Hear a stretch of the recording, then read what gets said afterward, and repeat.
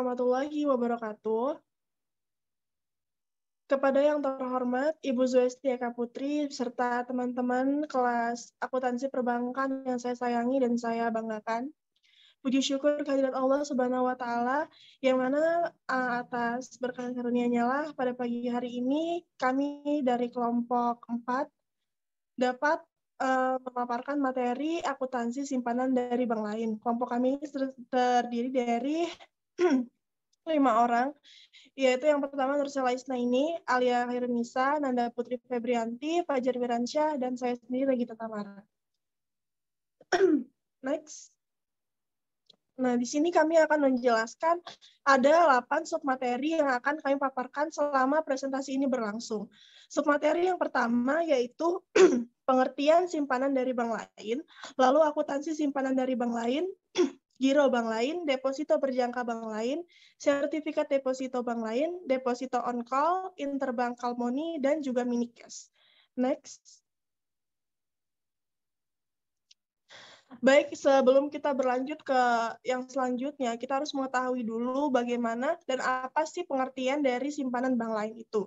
Nah, simpanan bank lain ini merupakan simpanan yang berasal dari bank-bank lain. Bank lain ini akan menempatkan dananya, dana dari bank ini tuh bank yang menerima simpanan akan mencatat sebagai kewajiban terhadap bank lain. Nah, simpanan dari bank lain ini meliputi giro, deposito, berjangka, sertifikat deposito, deposito on call, dan interbank call money. Next.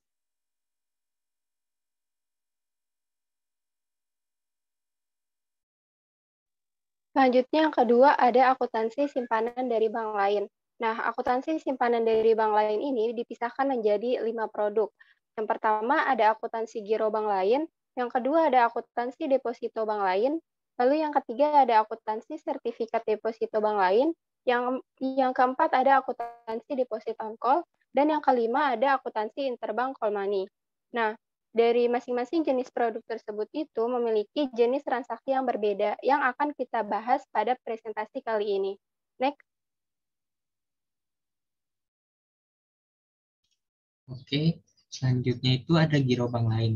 Secara pengertian itu giro bank lain merupakan rekening giro yang dimiliki oleh bank lain dan dikelompokkan ke dalam kewajiban bank. Giro bank lain ini biasanya diperlukan karena adanya transaksi antar bank dan adanya kerjasama antara bank pemilik rekening giro dengan bank penerbit rekening giro. Misalnya itu pada ATM bersama. Misalnya kita memiliki ATM BNI, kemudian kita ingin menarik banknya pada ATM BCA. Nah, kemudian ada perlakuan akuntansi giro bank lain. Yang pertama itu transaksi rekening giro bank lain diakui sebesar nominal setoran atau penarikan yang dilakukan oleh bank. Setoran tunai diakui pada saat dana diterima dan setoran clearing diakui pada saat clearing efektif. Kemudian yang kedua itu saldo giro bank lain disajikan sebesar kewajiban bank kepada pemilik rekening giro bank lain. Kemudian yang ketiga itu giro bank bermasalah tetap disajikan dalam akun giro. Dan yang kelima, bank akan memberikan jasa giro dan jasa giro tersebut tidak dikenakan pajak. Nah, di sini ada contoh soalnya. Pembukaan rekening giro bank lain bisa dilakukan dengan setoran tunai atau melalui transaksi lalu lintas pembayaran. Ilustrasi pada jurnal pertamanya yaitu pada tanggal 1 Juli 2006, PT Bank Semar Surabaya membuka rekening giro di Bank Bima Surabaya dengan menyetorkan dana tunai sebesar 100 juta. Kemudian jurnal yang keduanya, pada tanggal 5 Juli 2006, PT Bank Semar Surabaya membuka rekening giro di Bank Bima Surabaya dengan melalui transaksi lalu lintas pembayaran, yaitu dengan mendebit rekening giro di Bank Indonesia sebesar 100 juta. Maka untuk jurnalnya itu pada jurnal pertama, pada tanggal 1, kita debitkan giro pada Bank Indonesia sebesar 100 juta, kemudian di kreditnya itu ada giro bank lain sebesar 100 juta. Untuk jurnal keduanya, yaitu kita debitkan kas sebesar 100 juta pada giro bank lain sebesar 100 juta. Nah, soal selanjutnya yaitu pada tanggal 10 Juli 2006, Anton nasabah Bank Semar Surabaya menarik tabungannya melalui mesin ATM Bank Bima Surabaya sebesar 1 juta. biaya penarikan ATM di bank lain sebesar 3.000. Maka jurnal yang dibuat oleh Bank Bima Surabaya pada tanggal 10 Juli 2006 adalah pada tanggal 1 giro pada bank lain didebit sebesar 1.003.000, pada kas ATM sebesar 1 juta, dan pendapatan komisi 3.000. Ini jurnal ini adalah untuk penarikan ATM pada bank lain. Kemudian di sini ada rincian giro di Bank Semar. Nah, jadi pada tanggal 1 itu setoran tunainya dikredit sebesar 100 juta, saldonya 100 juta. Kemudian pada tanggal 10-nya ada penarikan ATM dan komisi penarikan ATM didebit sebesar 1 juta dan 3.000. Kemudian saldonya berkurang menjadi 99 juta dikurangi 1 juta dan dikurangi 3.000 menjadi 98 juta 997.000. Kemudian saldo akhirnya pada tanggal 31 yaitu 98 juta 997.000. Nah, dari data tersebut diketahui saldo terendah giro Bank Semar pada bulan Juli sebesar 98 juta 997.000. Nah, misalnya jasa giro 3% per tahun dihitung dari saldo terendah, maka jasa giro yang dibayarkan kepada Bank Semar itu dapat dihitung sebagai berikut, yaitu jasa gironya tadi 3% terendah dikali dengan 31 per 365 dikali 98.997.000, hasilnya adalah 252.239. Nah, jurnal yang dibuat itu ada untuk pembebanan jasa giro dan pembayaran jasa giro.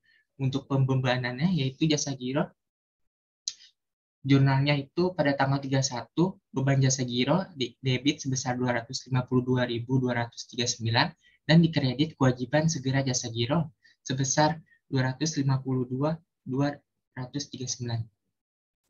Kemudian untuk 1 Agustusnya kewajiban segera jasa giro kita debitkan sebesar 252.239. Kemudian di giro pada bank lainnya dikredit sebesar 252.239.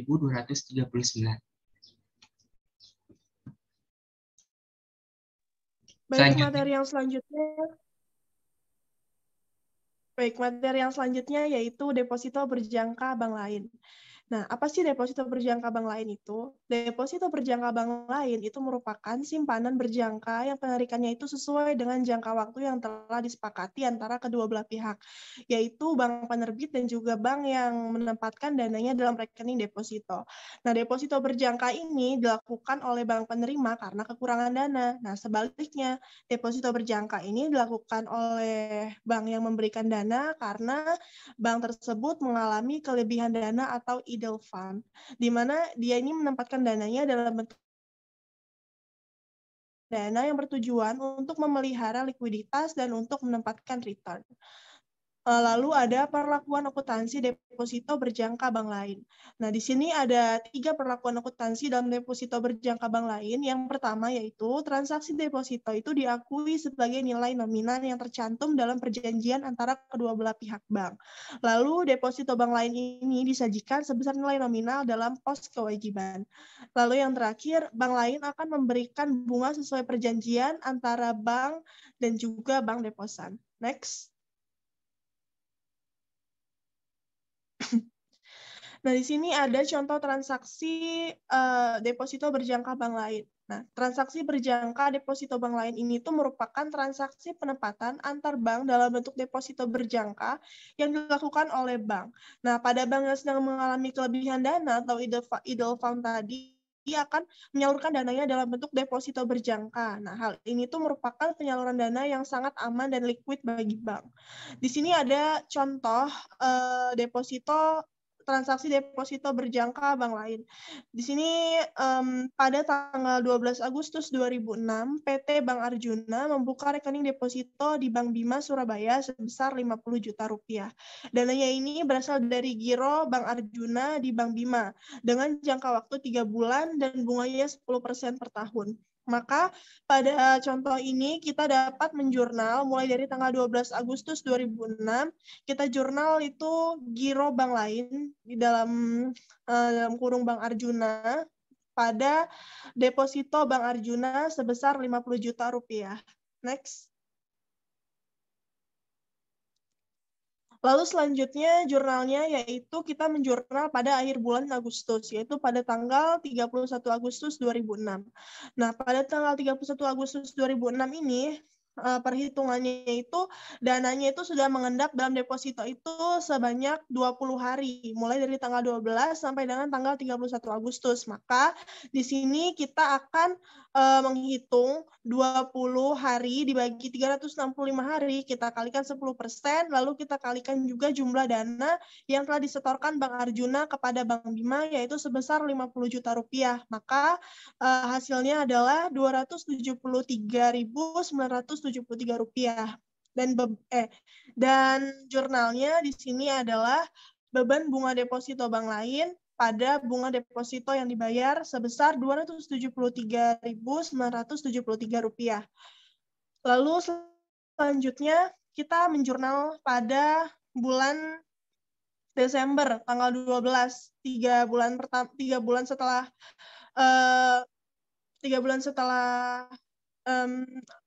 dana diendapkan ya. Di sini terdapat 11 hari pengendapan dana mulai dari tanggal 1 sampai dengan tanggal 11. Nah, beban bunga yang akan kita hitung yaitu 11 hari dibagi 365 dikali 10% dikali 50 juta rupiah. Dan jurnalnya yaitu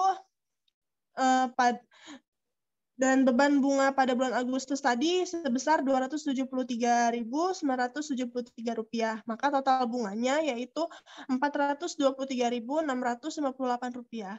Jurnalnya di sini ada beban bunga deposito bank lain pada deposito yang dibayar. Beban bunganya itu sebesar Rp150.685 dan bunga deposito yang dibayarnya itu sebesar Rp273.973 serta pada kreditnya giro Bank Arjuna sebesar Rp424.658.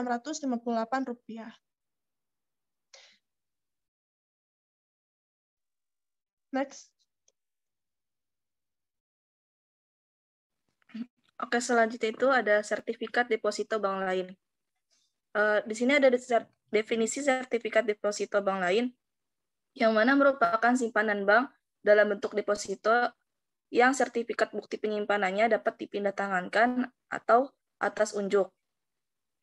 Lalu, ada perhitungan bunga sertifikat deposito, yang mana bunga sertifikat deposito dihitung dengan cara diskonto, yaitu selisih antara nominal sertifikat deposito dan nilai tunai yang dibayar oleh pembeli.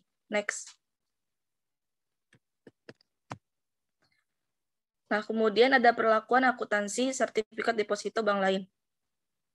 Ada 4 perlakuan akuntansinya, yaitu yang pertama ada sertifikat deposito bank lain dinilai sebagai besar nilai nominal yang tercantum dalam sertifikat. Yang kedua itu ada selisih antara jumlah tunai yang diterima dan nilai nominal atau diskonto dinilai sebagai bunga sertifikat deposito dibayar di muka dan diamortisasi selama jangka waktu sertifikat deposito. Yang ketiga itu ada setoran sertifikat deposito yang diterima tunai oleh bank diakui sebagai nilai nominal dikurangi bunga dibayar di muka atau diskonto.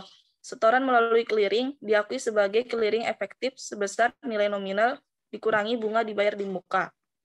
Lalu yang keempat itu ada diskonto diamortisasi secara proporsional sesuai dengan jangka waktu sertifikat deposito. Next. Nah, kemudian ada transaksi sertifikat deposito bank lain.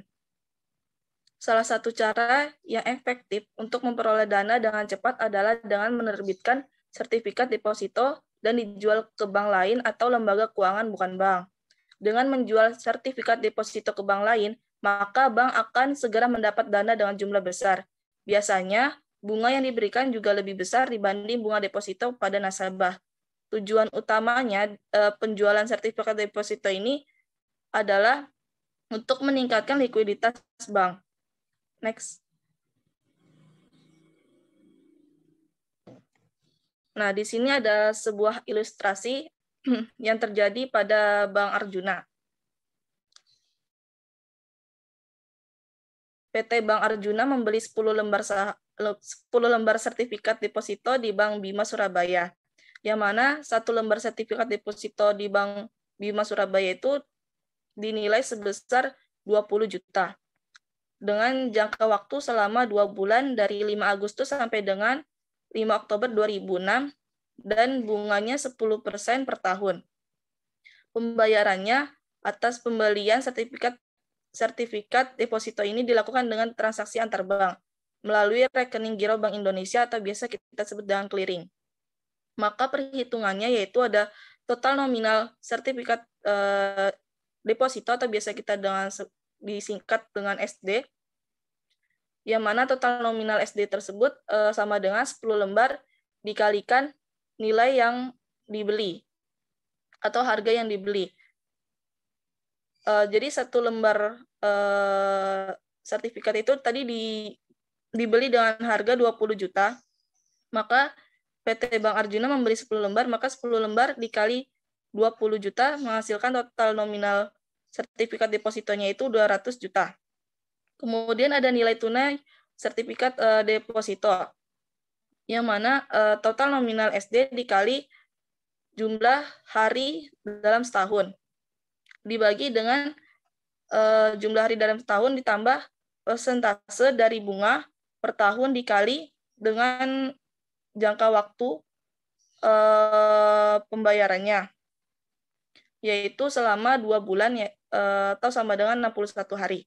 Jadi nilai tunai sertifikat depositonya itu 200 juta dikali 365 dibagi 365 ditambah 10% dikali 61 menghasilkan nilai tunai sertifikat depositonya itu 196.712.476.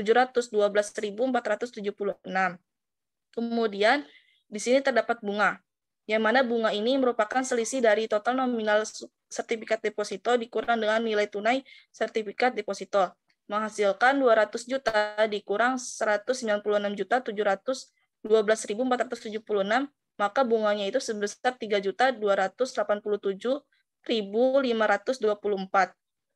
Nah, di sini ada sebuah not berisikan perhitungan bunga sertifikat deposito tidak dikenakan pajak karena pada akhir tahun pendapatan bunga bank akan dicatat dalam laporan laba atau rugi bank yang menjadi objek pajak penghasilan. Next. Nah, di sini terdapat jurnal penjualan sertifikat deposito pada tanggal 5 Agustus 2006. Yang mana jurnalnya itu giro pada Bank Indonesia di debit dan sertifikat deposito Bank Arjuna di kredit sebesar 196.712.476. Jadi kenapa Bank Arjuna membeli 10 lembar sertifikat deposito melalui clearing pada Bank Indonesia. Jadi giro pada Bank Indonesia berkurang sebesar 196.712.476 dan sertifikat deposito Bank Arjuna bertambah di kredit sebesar 196.712.476 akibat membeli 10 lembar sertifikat deposito di Bank Bima Surabaya. Next.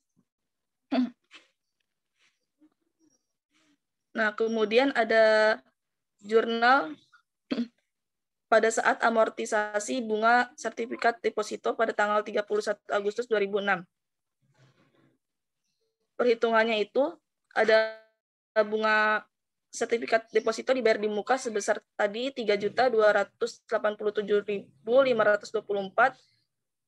dengan beban bunga SD-nya itu dari tanggal 5 sampai dengan 31 Agustus atau yang terhitung selama 27 hari menghasilkan perhitungan 27 hari dibagi dengan jangka waktunya itu selama 2 bulan yaitu 61 hari dikali dengan bunga SD dibayar di muka yaitu 3.287.524 menghasilkan beban bunganya itu 1.455.134. Maka jurnal untuk amortisasi bunga sertifikat deposito pada tanggal 31 Agustus 2006 yaitu ada beban bunga sertifikat deposito pada sertifikat deposito sebesar 141.455.134. Next. Nah, kemudian ada jurnal pada saat amortisasi bunga sertifikat deposito pada tanggal 30 September 2006. Yang mana perhitungannya itu bunga sertifikat deposito dibayar di muka sebesar 3.287.524 dengan beban bunganya dari bulan September 2006 selama 30 hari, maka perhitungannya 30 hari dibagi 61 hari dikali 3.287.524 menghasilkan beban bunga sebesar 1.616.815.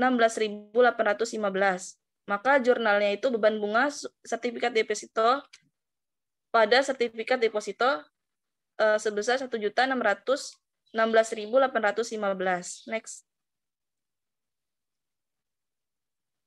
Nah, kemudian ada jurnal pada saat pencairan sertifikat deposito pada tanggal 5 Oktober 2006, yang mana perhitungannya itu untuk bunga sertifikat deposito dibayar di mukanya itu sama seperti hal sebelumnya, yaitu sebesar 3.287.524 dan beban bunga sertifikat depositonya itu pada bulan Oktober selama 4 hari, yaitu maka 4 hari dibagi 61 hari dikali 3.287.524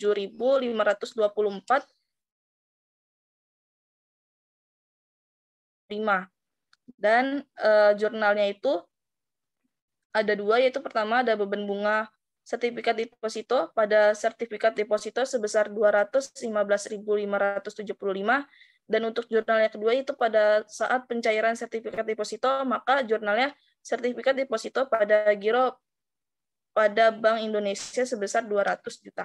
Next.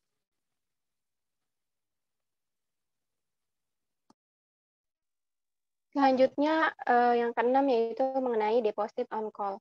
Nah, yaitu merupakan penempatan deposito dalam jangka pendek yang dilakukan antar bank. Nah, bank yang menerima penempatan dari deposit on call dari bank lain ini merupakan suatu kewajiban jangka pendek bagi bank. Karena dana tersebut ini dalam jangka pendek akan dicairkan oleh bank yang menempatkan dananya. Kemudian ada perlakuan akuntansi deposit on call bank lain. Yang pertama yaitu transaksi DOC diakui sebesar nilai nominal yang tercantum dalam perjanjian antar bank dengan bank lain yang menempatkan dananya. Lalu yang kedua yaitu deposit on call bank lain disajikan sebesar nilai nominal yang diterima oleh bank. Kemudian yang ketiga, bank akan memberikan bunga sesuai perjanjian antara bank dan bank deposan. Lalu yang keempat, bunga akan dibayar pada saat pencairan atau pada saat jatuh tempo. Next. Untuk transaksi deposit on call bank lain ini merupakan transaksi pinjaman antar bank dalam bentuk deposit on call yang dilakukan oleh bank. Nah, bank yang sedang mengalami kekurangan likuiditas dapat meminjam dana dalam bentuk deposit on call kepada bank lain, di mana deposit on call ini merupakan sumber dana yang dapat diperoleh bank dalam waktu cepat untuk memenuhi kebutuhan likuiditasnya. Next. Kemudian ini ada ilustrasi, yaitu pada tanggal 12 Agustus 2006, PT Bank Arjuna membuka rekening deposit on call di Bank Bima Surabaya sebesar 500 juta rupiah. Nah, dananya ini berasal dari dana giro Bank Arjuna di Bank Bima dengan jangka waktu 15 hari dan bunga 10% per tahun. Yaitu jurnal pada tanggal 12 Agustus 2006, kita akan menjurnal yaitu giro bank lain-lain pada bank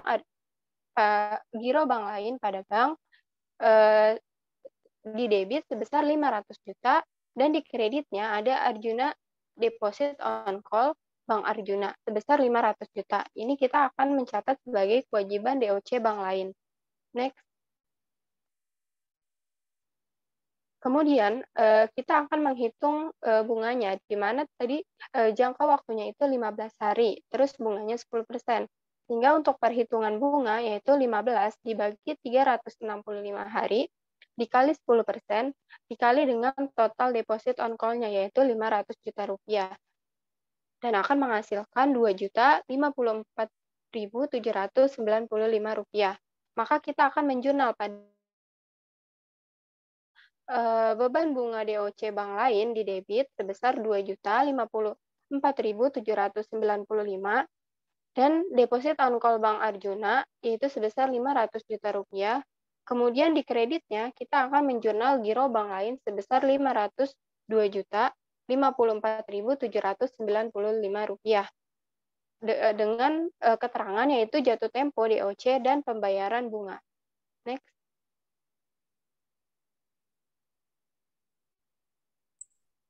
Materi selanjutnya yaitu ada interbank call money.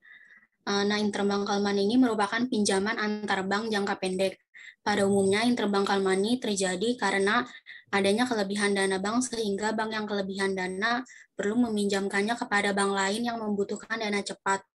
Nah, kebutuhan dana ini disebabkan salah satunya adanya kalah clearing. Nah, kalah clearing ini apabila terjadi terus-menerus bisa menimbulkan saldo rekening giro bank di Indonesia kurang.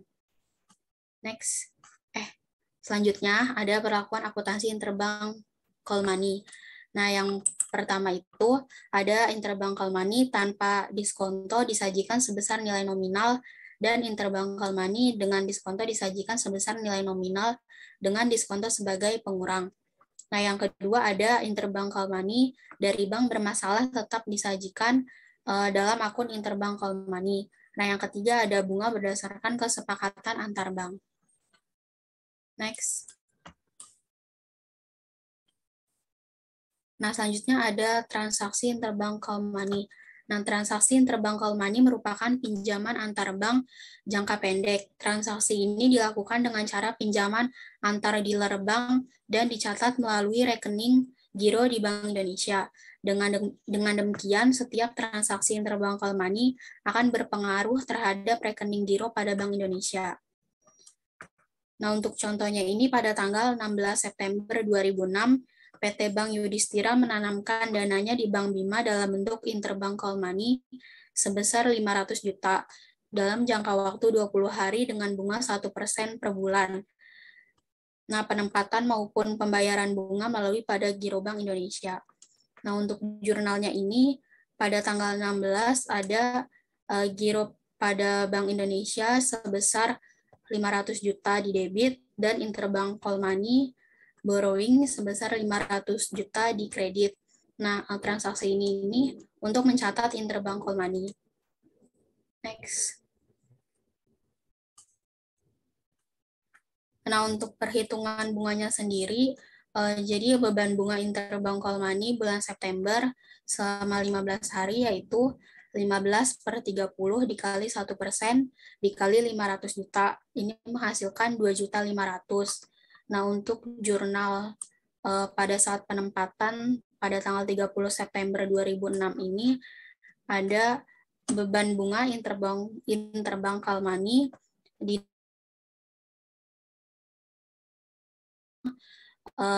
call money yang masih harus dibayar sebesar 2.500.000. Nah, ini untuk mencatat interbank call money-nya. Next.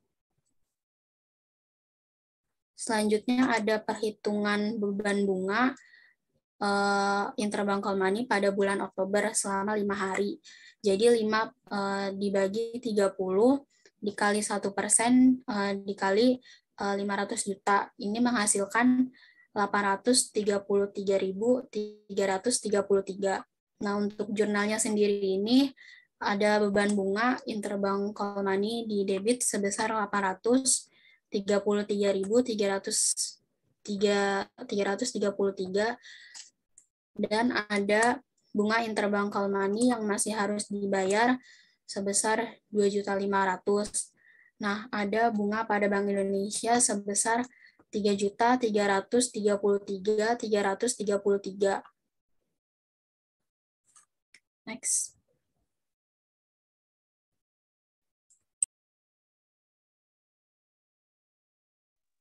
Selanjutnya yaitu mini cash. Nah, pada presentasi kali ini kita akan membahas mengenai kasus pembobolan deposit Bank Mega di Bali.